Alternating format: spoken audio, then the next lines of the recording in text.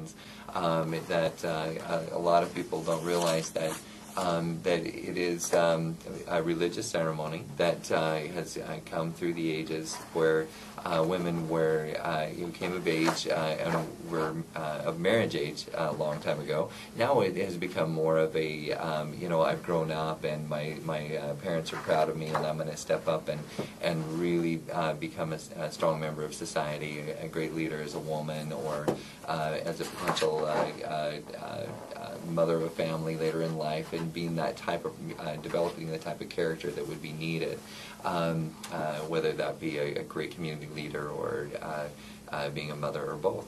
So so now the Quinceanera magazine, which came first, the Expo or the magazine? Yes, thank you for asking that question. About 7 years ago, we have started the magazine in Vegas, and it started out by saying, with mothers asking, well, truly, my brother had started this magazine 7 years ago. Okay. And he was a photographer back then, and he saw the need in those mothers that they didn't know what's the next step, what other service to go to, or who. And that's where they were asking him, do you know of a hairdresser? Do you know of a limo company? And right there, I said his little light bulb in his head went on, and he says, you know what, these moms need help. So that's being a graphic designer himself and photographer. He took off a year and started this magazine in Vegas, and soon enough more cities emerged into it, and now we have it in 14 other cities, big other cities: Chicago, Dallas, California, New York, Utah. I mean, all those really developed. That's and amazing. So we have become very strong in that, is because every city offers the same local services, but yet we're united, where we can all share the same ideas and concept, that we can all go into our own cities. Being the director here in Phoenix, we have the other 14 directors in those other cities, so we all, just as a matter of fact, had a conference, and that's when we brainstorm. We bring all the ideas from every city into this project, and then we just brainstorm and take it back to each city. And that's how the magazine just got, worked for every mother. I remember, excuse me, I remember going out there myself and distribute the magazine to my vendors, and it was so nice to see a quinceañera and a mom with a magazine in their hands, and asking the bridal store. I mean, I caught them. It was so neat to opening the page and say, this is what I would like, this dress.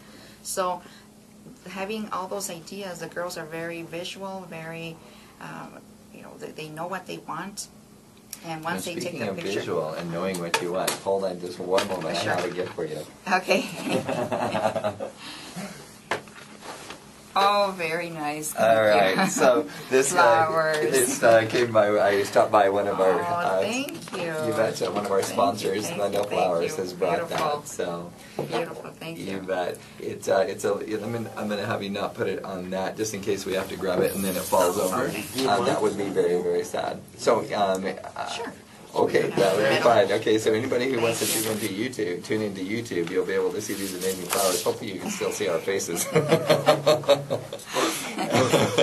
But yes, these are for you from Glendale Flowers. Thank you very much, Glendale Flowers. You bet. And to give them a little bit of a plug, it's 7145 North 58th Drive is the exact address if you're trying to find them. But there's always Google Maps. You just type in Glendale Flowers on Google Maps and you can find them and go in there. Partially because we have shown them how they can be found on Google Maps. So utilize that great technology that they used. So then coming back, so once the young women learn what they want, and the mothers of the families, then yes.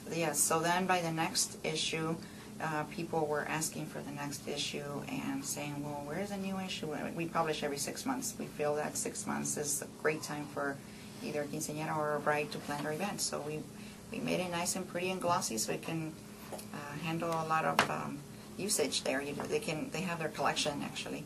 But anyhow, after the magazine, we knew that it was really working for them. Our vendors within the magazine stayed, and we kept growing and growing. And a lot of the times the girls were calling us, what can I do to be your model in the magazine? Well, then we thought, you know what? great idea, let's do beauty pageants. Okay. So then everybody wanted to be the cover girl, so we thought this is such a great age where it was not just about beauty pageants, it was more about teaching them a little bit of etiquette there, a little bit of makeup application, a little bit of poise.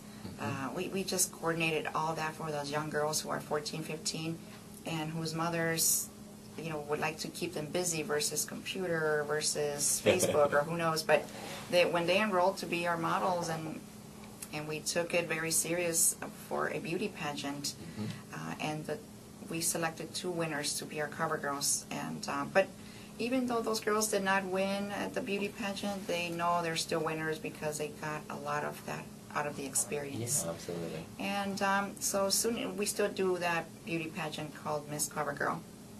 And after the cover girl experience for those young girls, then we thought of the idea of the expos. We thought, well, what a genius idea. Why don't we launch the magazine out there? We want it in those girls' hands. And not only that, but you got to see the vendors face to face at those expos. And they got to see, again, when I say visual, they want to hear the music from the DJ face to face. They want to taste that cake from that vendor. They would like to see the decorations of flowers.